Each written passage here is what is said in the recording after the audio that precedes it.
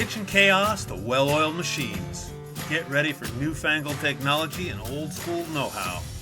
Stories and a good bit of fun. I'm Simon, and this is Culinary Mechanic.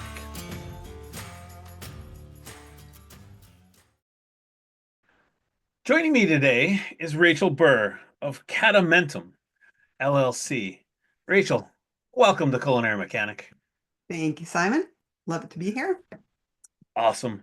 I'd like to give a little context to this conversation in that being a restaurant and hospitality podcast, I generally talk to restaurant hospitality people, but as I just said to you, Rachel, a few minutes ago, before we were recording, I love talking about leadership. I think that Mm, there's nothing more important for our restaurants and our managers that are going into, or employees that are heading towards management, to have some sense or semblance of leadership, and it really gets neglected. So when I got the yeah, opportunity to talk to you and to bring you in here, I thought, this is going to be good. excellent. So once again, please welcome. And I just really wanted to start off with, like, how did you get to what brought you to the executive coaching world? Oh, wow. Okay. The short version. The long Okay, version may be over drinks at some point. So I actually fair started enough. out in psychology. I was going to be a clinical psychologist, and I still honor my colleagues, my kind of brothers in arms, sisters, whatever, that still do that work. What I found was, especially I was working with folks who were pretty severely mentally ill. And really, what we were focused on was getting people back to functional. And they would slide off, and it's really hard work. And that's why I say I really respect people that do it. But for me, what I wanted to do was I wanted to help people go from that kind of baseline and stepping into the best possible version of themselves. I love that idea of growth. I love watching people just expand.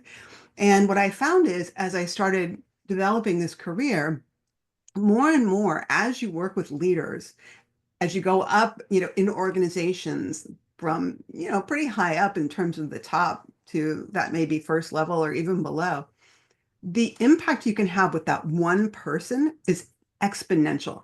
And I love working with Hmm. individual leaders that have a smaller team as well. But when you get at that level, whether they're business owners or they're corporate executives, when they shift their mindset, when they shift their approach, it has a huge impact on the people, the results, and just the business overall. Awesome. Um, I concur. Some of the best moments for me in the last 10 years are when I have been able to take a cook or a supervisor and help them understand the power of their influence, Yeah, because all of a sudden there's a light bulb that goes on, yeah, and like they get excited about like making the machine that they're a part of like go faster and better and yeah, smoother. So yeah, yeah, I feel you. absolutely. Awesome. I think as we look at restaurants, Mhm. I guess I want to try and use these moments as the ability to take some executive stuff, some Yeah. big concepts, and bring them down. So one of the things you said, and I think it's really important from a mindset, you said take these big concepts, big corporate concepts, and bring them down. We're not bringing anything down. We are feeding it through. These are people. These are business leaders. They're human beings. How we work, how our brains work, doesn't matter if you are at, GE, if you're at, a small business, if you could be leading the Girl Scouts. It's people. So I just want to make sure that mindset, because it's really important that we don't think, oh, because we're not a corporate CEO or something, that somehow these concepts are smaller for us, because they're not. I love it. Okay, Yeah. cool. I'm with you. So, yeah, I'm with you. So, I think one of the things that's important is a lot of times people think about leadership when they're in the moment. They think about those stressful situations, and that's important. And what's also important is kind of the before and after. So you got the before, during, and after. And I was thinking about your industry, and I was kind of thinking, well, it's kind of like prep, cooking, and cleanup. Hmm. So a lot of what a leader does before they get in that situation, it's about prep. And that a lot of it is about the people. It's about how do you build relationships with those people? How do they see themselves as an individual or be seen as a person? How do you see them as a team? How do you build that team together? How do Right. you create trust and respect, which has to be earned? Hmm. And so how do you set the team up for success? How do you help them understand your vision for what this all is? How do you help them understand their place in this success? Because a lot of times people think about, okay, well, the only thing somebody has to know is what they do in their swim lane, at their station, whatever. And if people don't have a sense of how it all comes together and how it flows, then they don't know how to pivot when something goes wrong because then all they know is this. But if they understand the whole, it really helps the machine run, especially when something gets thrown into the gears.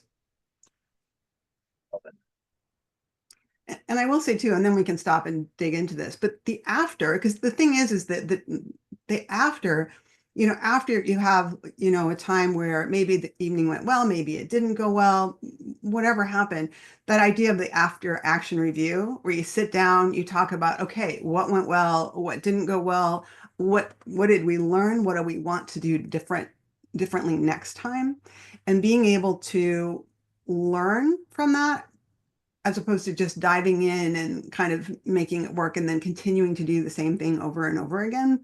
Right. How are we learning from that? How are we celebrating? And I have a lot of leaders who are like, oh, we don't need to celebrate everything. And I'm like, you're not throwing a parade. It's just, it's acknowledging that something, it could be a small win. It could be, I mean, really.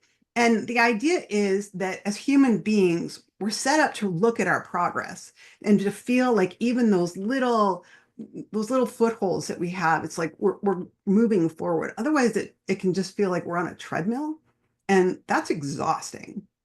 So Hmm. I think you set up that before and after, and then we can talk about kind of the stress and the chaos that can be kind of in the middle of that.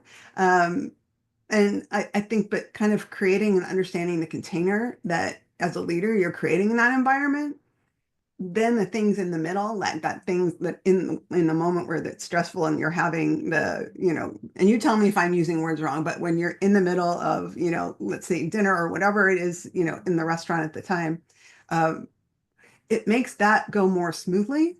It supports you in that process, and you can be more directive because we talked about the difference. Like when you're in at that point, you have the trust, you have the camaraderie, you have the buy-in before you get in there, and then it's like being in battle, where on the front lines, yeah, you can be more directive, and then when you step Hmm. back again, you kind of come back together and it ends up being more team oriented, more of that.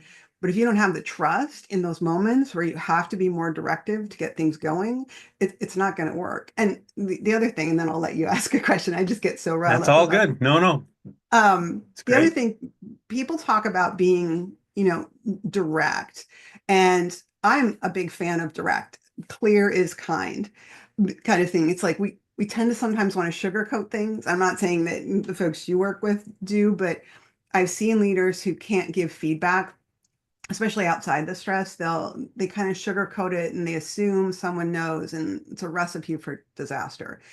What people get confused about is the idea of being direct versus, excuse my language, but being an asshole. Those are not Mm. the same things. Now, you could Hmm. say that somebody's an asshole and they're direct. Yeah, but people confuse being an asshole or being harsh with being direct. And that is not true. Yeah, I would agree. Funny, I have a saying that, I dealt with in the restaurant business and the sort of, and I did a lot of high volume. You would encounter these people and they'd scream and they'd yell and you'd call them on it and they'd say, "Oh, I'm just passionate."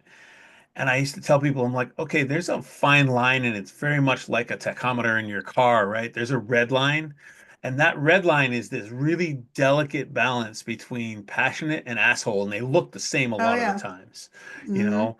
And I'm like, what our goal is to get up to that and not cross that line. Yeah. Um, and I wanted to just kind of go back for a second Yeah. because you said a couple of things that really like they just get my brain worrying. And I think that trust Yeah. is super important. I think you said you weren't sure what it was called, and um, that moment of dinner, all of that is we would call that service, right? Like you're in the Service. middle of Okay. service. Um, and I think that, equating it to battle, oftentimes it is, boy, there's just stuff flying at your head and things are Yeah. going crazy. And I think that the moments where I've been most successful as a leader is when I did have the trust where I could give somebody a direct order to do something right now, and without Yeah. thinking, without arguing, without Right. discussing, it just happened. Yeah. And so that was, those are those key great moments. But I wanted to go back even one step farther and say I loved sort of the breakdown of before and after, because Yeah. awareness creates a whole lot of um well, being aware allows you to pivot was like my big takeaway. I wrote that down real fast, scribbling, because I think that for years my five favorite words have been just so you're aware, and the more that I could make people aware of what my team or sub team, my little itty Mm. teeny bitty unit was going to go through, that would allow other people to say, oh, they're behind or they're struggling. How can we push the guests off? How can we support them? And I think Yeah. that that's something that I wish more managers understood personally, Yeah. is that just saying, hey, I'm down a person. Whatever I'm trying to do is going to take longer, and whether that's food or reports or ideation or whatever. Right. And then on the other side, I think the whole, well, number one, celebrating wins. I'm the guy who goes, hey, your uniform looks great today, because it's that's as fundamental as I can think of, is rewarding good behavior, Yeah. whether that's my dog or whether that's an employee. But I think that understanding that doing your job well, it's okay to say, hey, that's a great job. I mean, high fives Yeah. mean a lot in organizations. So, but I also think that learning and reviewing and learning were the things that really got me. So I just wanted to kind of pull Yeah. those out. Yeah. I don't know about you, but I did not get into the restaurant business to spend all my time in a cramped little office. I love being in the kitchen, out on the floor. And if you're nodding your head right now, I want to introduce you to an amazing company called Starfish.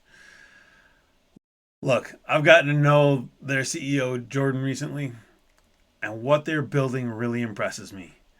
They're using AI to read your P&L, and they're going to email you actionable insights every week so you can lower your costs and increase revenue. Best part is you don't have to spend time digging through your P&Ls, poring over reports in that cramped little office. Starfish is going to do that for you so you can get back to the part of the business that you love. If you're interested, go to their website, use starfish.com. That's USE starfish.com. And tell them Simon sent you. What is your greatest advice for balancing leadership, whether it's a lot of leadership or a direct, as you said, a directing style of leadership? I'd love to hear your thoughts on balance. I think it's funny because as a coach too, I don't spend a lot of time giving advice. I spend a lot of time asking good questions, as you know. Right, right. Um, the way I look at it, I think a couple of things. I think sometimes we look at leadership as though it's a cookie cutter. And I use that term a lot because I think it's something we can all relate to. We try to push ourselves into some kind of mold. Um, and yet, at least from what I remember, making cookies with my mom is you push the cookie cutter in and it's great. You do get this little, whatever the mold looks like, but you also leave all of this great stuff around. There's all this wonderful kind of yummy goodness. And so when I work with leaders, I tell them, look, we're not here to turn you into somebody you're not. We're here to find out who you are at your core, your strengths, your values, all of that stuff, and figure out how you can bring the best of who you are to the environment that you're going into, to the role you're going into, because there will be different demands based on what it is you're being asked to do.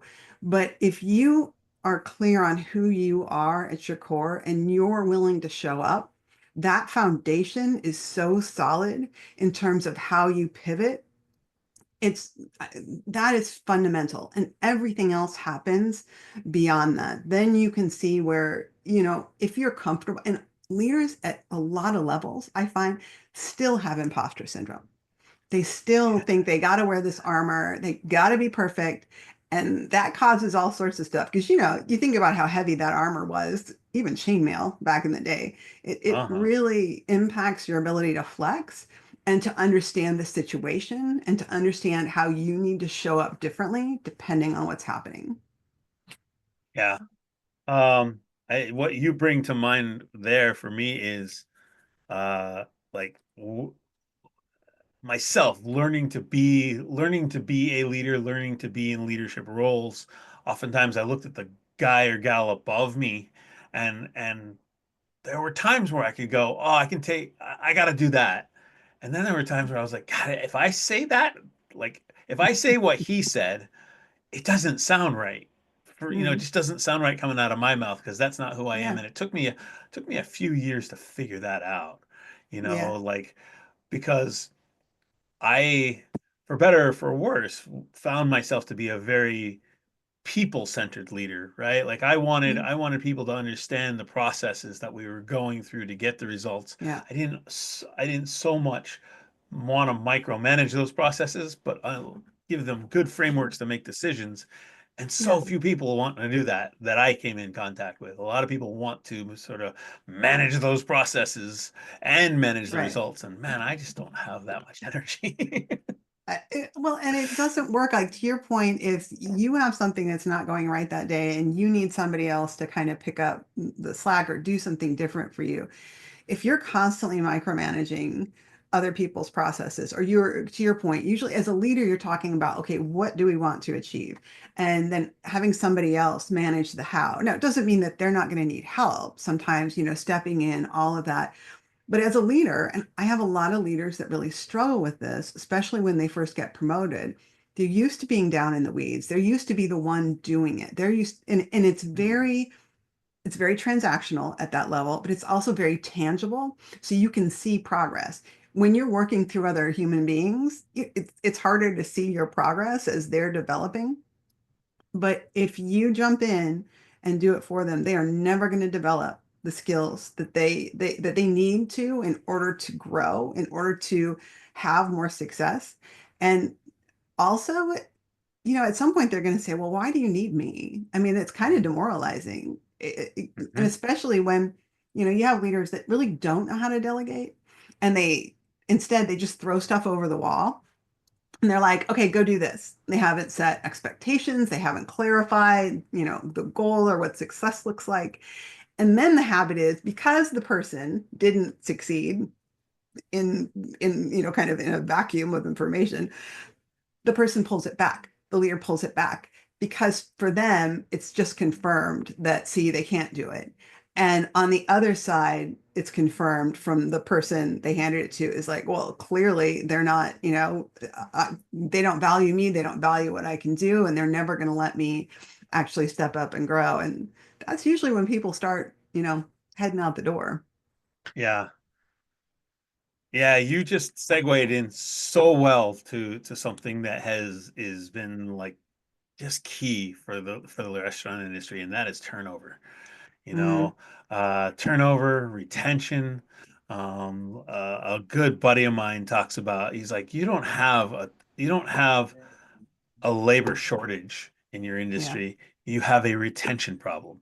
Mm, Because people are not in environments where they feel safe enough to grow and flourish. yeah. You know, um, I wanted to get you to dig in just a little bit more on transactional leadership because that's one of those things that I Mm, think is really easy to fall into. Yeah. And for me, like I find myself going, if that's not the right way, let's go this way. So if you could dig into that one for me, that would be great. Well, let me ask you first, because words mean different things to different people. When you think about transactional leadership, what does that mean to you? A lot of that for me is do that. It's Mm, sort of direct order taking, and then I get my result after that. And I mm. think that that's dangerous. I think that that, as you said, um, doesn't necessarily color the picture in terms of expectations and defining success. I think that Yeah. transactional leadership is very, very direct. I give you an order, you give me a result, and Yeah. I think that there's days where I would say that that isn't leadership. Because at that point you could probably get anybody to do it, and they aren't, and unfortunately they aren't buying into what you're trying to get them to do because they're just doing a thing. Right. So Yeah. I think you're right, because I mean so many things can be transactional, even just, buying a cup of coffee at Starbucks. Although I really like to talk to people and help them feel seen, even at Starbucks, even with the app that you've already ordered your coffee. There are aspects of any job that are transactional. The problem with leaders is when they focus on the transaction as though that is the work of leaders. That uh is not the work of leaders. There are times, back to your point, where, and this is mostly from me watching TV, where you have to say, do this, do this, do this. Yes, yes, chef, all that. Um, and again, if you have the foundation, those moments in discrete periods of time during service absolutely work. If that's your fundamental basis for how you think a team should come together, that is not sustainable. And to your point, when, as we are all at will employees, then we can walk out the door, because hmm. what is this environment doing? So for me, the real leadership happens, again, kind of that before and after, where you are connecting with people as people. We kind of forget that. People think, oh, I don't like that touchy-feely stuff. And I'm like, well, okay. Do you like having oil in your automobile? And they're like, well, yeah. I'm like, because technically, if my oil light is on, I don't, nobody's forcing me to put oil into the car. Now, at some point, it's very likely that my car will seize, it will die, and leave me somewhere stranded on the side of the road. But, so you don't have to build relationships with people. You don't have to tell them why. You don't have to do any of those. Nobody's going to tell you. But eventually it will leave you stranded, and something big will happen that you actually started a long time ago. So Hmm. when you fundamentally start by building relationships with people as human beings, getting to know them, getting to know how they tick, building a camaraderie so people feel part of a team, that to me is even more important. We've become more isolated as we can work over Zoom, although we can build relationships over Zoom, absolutely.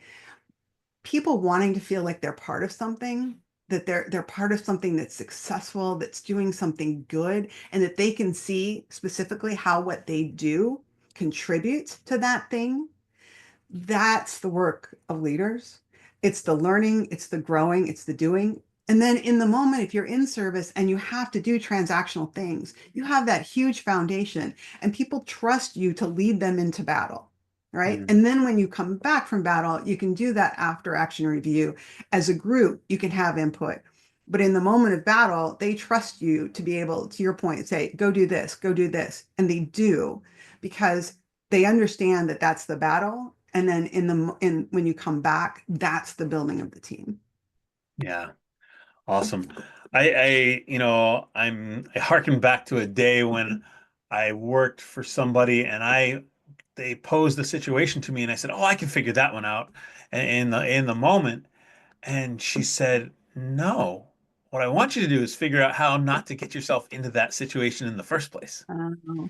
Hmm. And so I think that what you're just for me, what you're describing is like the teaching, the developing, the training of and establishing those relationships, building all that trust. I think in a perfect world, you there wouldn't be battle, right? It would simply be everybody pulling their levers, whether that's a saute pan or a steak flipping on a grill. It's Yeah. everybody doing those things to achieve what you need to achieve. I think Yeah. that, um, I've only worked in one or two kitchens that were so quiet. I mean, nobody spoke, and those are Wow. pretty special, right? Because some of those team members had been together for at least a decade, and so there Yeah. wasn't a lot of talking. And there didn't Yeah. need to be. There was a head nod. There was, just simply, passing something along. And when you saw the little metal plate with the steak on it, you knew that you grabbed it. You didn't need to say, "Hey, take this," Yeah. And I think that again, relationships are built, the trust is Yeah. there, the Yeah. mutual respect to understand that like you don't have to speak. So I think that was definitely a goal for me, though rarely is it ever achieved, simply because most things get busier, bigger than that, I guess. Most of the kitchens I Yeah. worked in, where it wasn't the calm, cool execution. It was, oh my God, my hair's on fire. His hair's on fire.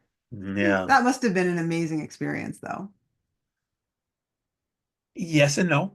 Okay. I worked in some kitchens that were, I ran a restaurant that was 350 seats. Actually, I was living in Oakland and I was working in Burlingame. It's a Oh restaurant yeah. down there called Kincaid's, just south of the airport, and Okay. it's right on the water, and it just has that amazing view of the bay.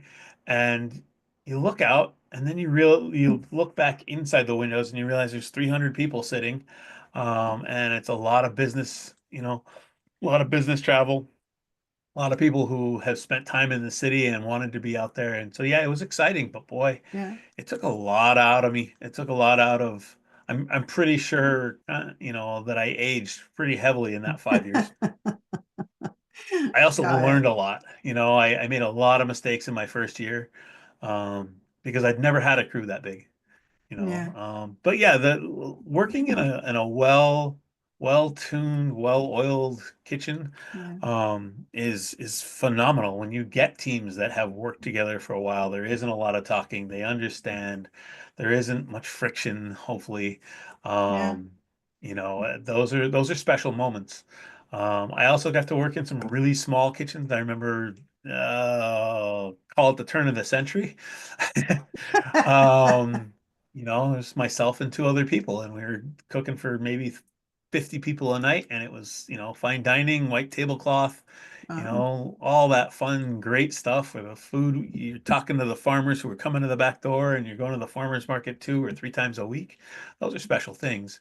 Um, and I look back on how elements of leadership could have made those experiences better, and I go, oh, you don't think Mm. about it because there isn't as much happening necessarily, but yeah, Yeah. anyway. That makes sense. um wow, we covered a lot of territory there. I like it. Another, I guess, I'd love to hear your thoughts on adapting to your situation, adaptability in leadership, because that's one of those things, like you said earlier, like you've got those moments of directive leadership, Right. but kind of how do you approach adaptation and in leadership? Well, I think one of the biggest pieces is listening. I think back to your point about I can do this, I can fix this. And the problem is you can't know it all. You just can't. Otherwise, you would. You do it yourself.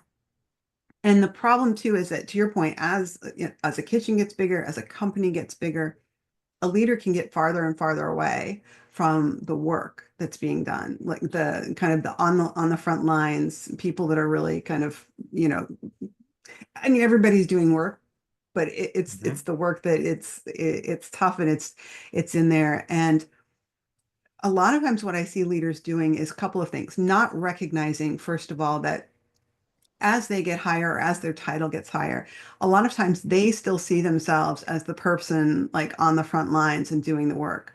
And they're very proud of that. And that's great. But I'm here to tell you the people on the front lines don't see you that way anymore.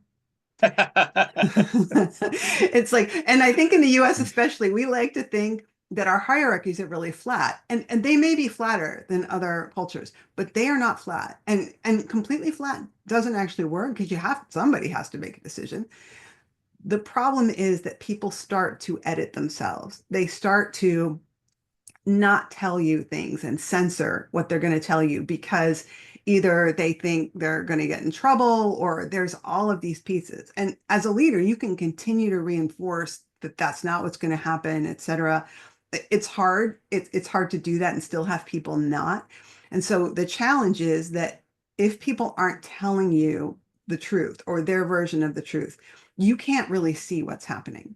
You don't Right. have a good sense. So the idea of being able to pivot or change when you have no idea what's really going on, it's almost impossible. Because, you could be standing on a cliff and if nobody tells you, you pivot, you're going to fall off the cliff. So, so really understanding that environment, and it is different than doing the work yourself. Like you were talking about, kind of getting down in the weeds or however you typically talk about it. It is about asking questions, understanding, and asking questions that are open-ended, for example. So tell me how did you do this, or what were you thinking, when you did that? And a lot of it is tone, because we're trying to reinforce communication. And again, hierarchy, it's hard because we're wired for that stuff. And really listening and asking questions with the intent to understand. Stephen Covey, love that. The intent to understand and then to be understood. Right. And it's hard, especially under stress. And it's okay to know that you're not going to show up as the leader you always want to be every day. The question is, when you don't show up that way, what do you do about it? So you're creating an environment that will actually tell you what's happening, what's going right, what's going wrong, and then you can pivot accordingly because you're getting the information you need. Right. Awesome. Yeah, I know a CEO of a pretty large restaurant company, and in the collar of his suits, he has sewn in "Seek first to understand." Ah, And yeah. I was like, man, that's some dedication right there. But perhaps it's the same thing as the knife on my arm. You know, you keep it close so that you don't forget. There you Um, go. I love the idea of a leader thinking I'm still down in it, and the employee turning around and realizing that the employee doesn't feel that way. I think that's a great reminder for all of us Yeah. is pay attention to how pay attention to how you show up as well as the perception of how you show up, Yeah. right? Yeah. I like that a lot. Um, Obviously, leadership coaching, executive coaching has a great breadth to it. Yeah. Tell me what aspect of it, tell me what topics light you up. I mean, the ones that you just cannot wait to get to. That's what I want to know. Well, it's funny, and I'll give you kind of like the three areas I tend to work, and the one that I love the most. Okay. Um, One is working with leaders who are stepping into this bigger role. It's vague, it's ambiguous. They're used to, even as a leader of managers or individuals, of having someone set the vision and kind of tell them Mhm. the direction. And now they're the ones setting the vision. So they're like, well, they didn't tell me. Well, who's they? You're the one having to make these decisions and drive it. Yeah, it has to be connected to what's up here. And so further and further extracting themselves from the doing of the work and making sure they're developing their people as they get higher. It's another level of leadership, and it gets more complicated, and people forget that leadership is hard. It's hard. We talk a lot about, well, leaders should do this and managers should do this. Yeah, by the way, they're people too. And Mhm. and a lot of times managers and leaders aren't prepared. They're not like trained necessarily how to be leaders or managers. They're really good at what they do, so they get promoted. Mhm. And often the people who get promoted are not the ones who would even want to be leaders, but there's no other ladder for them to climb, so they do it. Yeah. So helping in that broader role, some of the leaders I work with, they need thought partners. They just need someone outside the organization. And I like to call it direct and supportive because I can be very direct, but with the best intention. And I'm Right. always inviting, you to argue with me. If you see it differently, great. Then at least we get it on the table. Because if you keep stuff in your head, I can't help you. Right. I can't. So with being a thought partner and helping them unpack, I use that term a lot, unpack your head. Because some things it's not appropriate to talk with their team. If you're not ready to talk to, say, the leader above you and your peers' best intentions, they'll just want to jump in and try to solve it and give you advice. And that's not what you need. Maybe you just need to figure out what it is I really think, what it is I want to do. Right. So the third group, that's my favorite, is there are leaders who are brilliant at what they do. They are great at business and they suck at people. And if any of them are listening now, I'm right. And so a lot of times they end up with me because their manager has referred them. And sometimes their managers refer them because they are high performers, because they want them to grow. So that's not the only reason that, folks obviously come to me. There are times when HR has come to me. There are times, a couple times when an employment attorney came to me. We don't want it to get that far. Right. um, Right. but what I find with them, and they turn out to be some of my favorite clients, because basically what you're doing is you're giving them space that's, and some people like the term psychological safety, some people like other terms, but it's a safe space. They can do and say whatever they want. I tell them, within the kind of limits of the law, I don't have therapist privilege. So if you tell me you're going to hurt somebody, I'm going to have to tell someone.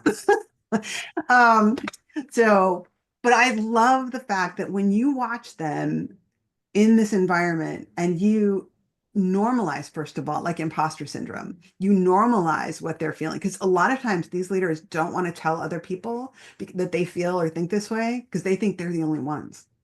And they're not, but it's also not safe in their environment to be that vulnerable. And so Right. giving them the space to just be and bounce off the walls and to remind them that, like, yeah, this is normal. And oh, by the way, you're saying this, but and I find that shift for them when they really can see themselves in a different light, as a result, see their people in a different light, see the business. You just watch them, like it kind of just like open, like break open. And it is Oh, so wow. rewarding to watch that so that because like I think you said before that like when people can be jerks, they can, some of these folks, they're not jerks. They just don't know how else to do this. They don't know how else to, get people to do what they want. They don't know how, and they need help. They need support. They don't just need to be, battered with, oh, well, leaders should do this and managers and, um, and when you watch them just open up and really step into that best version of themselves, it absolutely changes everything. That's awesome. I think I might like that part the same. There's one thing I wanted to go back at because forever, I think I am one of those people that puts certain levels of education and certain levels of, we'll just say business success, for lack of a broader term, on a pedestal, right? And so Hmm. in my mind, if you've gotten to a certain level in business Hmm. or in leadership, like you shouldn't have certain issues, you shouldn't have certain problems. And it's and I think that at its core, the restaurant industry, cooking and kitchen work, it's all considered to be pretty basic, well, to a degree. And Hmm. so it's really interesting to me to hear about like leaders that have risen a couple of levels and they still kind of want to do the things rather than delegate it out. And these are, I mean, the one where you mentioned the person that got promoted, right? Hmm. Like, and but they don't know how to be they don't necessarily know how to be a manager or how to be that leader. Um, I think that that's one of the biggest pain points I have as a veteran of the restaurant industry and as a chef is I can't tell you how many times I've seen great cooks, amazing doers, who are just willing to spend an extra hour, who are willing to hold the key, who are willing to tell somebody what to do, get promoted, and then they just drown. And they don't know what the hell they're doing. And to hear that that happens in big companies, Oh, yeah. medium companies, bigger companies, it's both validating and horrifying for Yeah. me. Right? Because again, because I have, you know, and my an example with my wife and I when we first got together 20 something years ago, she had some friends and one of them was a lawyer and the other was, you know, some high power something or other. And they were a mess. And I was like, how can they be so messy? Like just Mm. personally messy. Just ah. And she's like, "What do you mean?" I'm like, "They made it to law school." She's like, "You think that somebody showing up every day, learning advanced protocol and procedure means that they're emotionally less complicated?" And I was like, "Yes." And she's like, "You're deluded."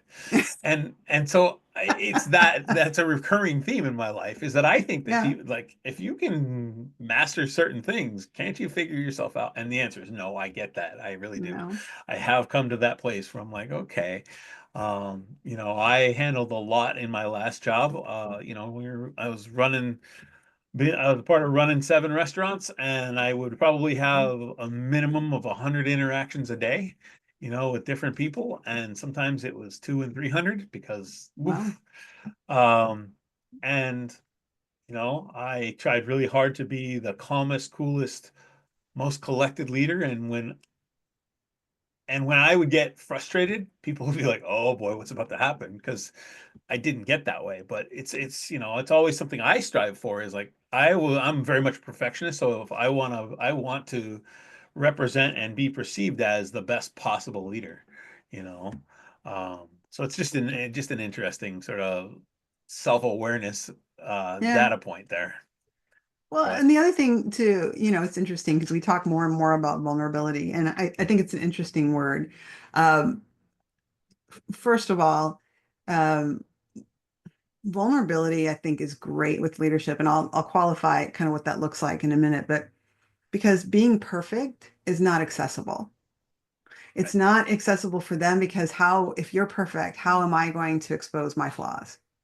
right, And if you're perfect, how can I ever think I could be in your position? How could I possibly grow into that? I'm never going to be perfect because, I get to see you in this little bit of light and I get 24/7 access to my head and what's going on for me. Um, yeah, and I think, and then there's the difference about what is vulnerability. And I think that's where it gets a little, I don't know, mushy, squishy, whatever. There's vulnerability that is really not productive. So the whole idea of, the idea of bringing your full self to work really means bringing, who you are and being there as a person. It doesn't mean bringing everything that's going on in your life and everything and being able to talk to, especially the people that work for you and just kind of dumping on them because your role as a leader is actually to keep shit from rolling downhill on yeah, them. And so this idea of radical honesty, radical candor, which I'm sure there are people out there that are going to disagree with me, but to me, sometimes it's an excuse for a dumping ground. There are ideas out there in their ideal state are great. But if you're talking about, well, I should just get to be me and then I can treat you however I want or I can do whatever, it's like, but you have to accept me because I'm, bringing my whole self to work. That's not what we're talking about. Vulnerability as a leader is is being able to say, I don't know, I want to hear from you, or I made a mistake, and owning it. Not being afraid or not feeling like, oh my God, that makes me a bad leader. And it even comes across in our voice and our body language. It's like, you know what? You're right. I screwed up. Let's talk about this. Or you're right. You know what? I don't know. exactly what we're doing, or we're like, but I am here and we're going to do this together. You want someone that is accessible and open, and you trust them to follow them into battle, Yeah, as long as there still are absolutely. battles, to your point. So I Yeah, think yeah, vulnerability, perfectionism is we kind of hold it still as it's this ideal, even though it doesn't exist, except maybe in our minds. And even then, I'm not sure our minds know what perfection looks like.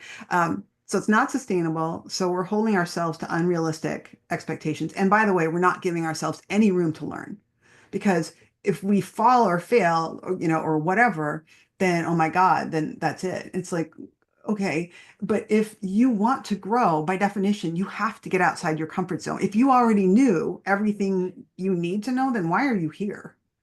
right. So, and then when we look perfect on the outside, we talk a lot about this with social media and the idea of a curated life, which, we show the part of ourselves to people that we want them to see. For Then the sure. people who work for you, you're not accessible. They're going to start to filter themselves and not admit mistakes. And they can't aspire to what you do because they think, well, I can never be that perfect. And it's like, you're right. You can't. None of us can.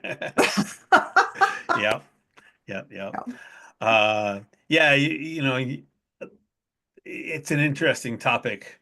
Um, when and it all ties together, but the concept for me of leadership being aspirational. Um, I think back to a time, and it was probably 2018, and in my company, we could not find sous chefs. I couldn't get people to Mhm. take the first rung of leadership, right? I just Wow. couldn't get them to do it. And I was struggling to hire. I just couldn't find great people. And, up here in Seattle, it's just been a struggle because so many of the people that moved up here in the last 10, 12 years are not in this business. They're all in tech. Mhm. And so, you get all these restaurants opening up to feed the demand of all the people, and not as many cooks and not as many sous chefs. And so one day I go to a really trusted member of my team and I said, "Hey, I'd like to sit down and I'd like to talk to you about being being a sous chef for us." And it was as though I'd fed him something that was rotten. He gave me this face, and I was like, "What? What?" And he's like, "I don't want to do that." I'm like, what do you mean? He goes, oh, that looks awful. He goes, the people that are sous chefs in this building, the sous chefs are stressed out. Sous chefs have so much responsibility. I don't want, and I was like, yeah, but you have a lot more freedom. They're like, that's not freedom. And it got me thinking about leadership is hard, right? Yeah. Totally, I 100% agree with you, but there's something special about getting Yeah. to help people find the aha moments, to help them find their next level, to help the team find its next level. That stuff like makes me hum in the middle of the day. And the idea that somebody doesn't want to do that makes me go, huh? And so I realized that I actually went back to my boss and I said, "Do you realize that they don't want to aspire to the next level? How do we create succession plans if there isn't aspiration? Like we're broken. We've done something wrong. We have to look at it."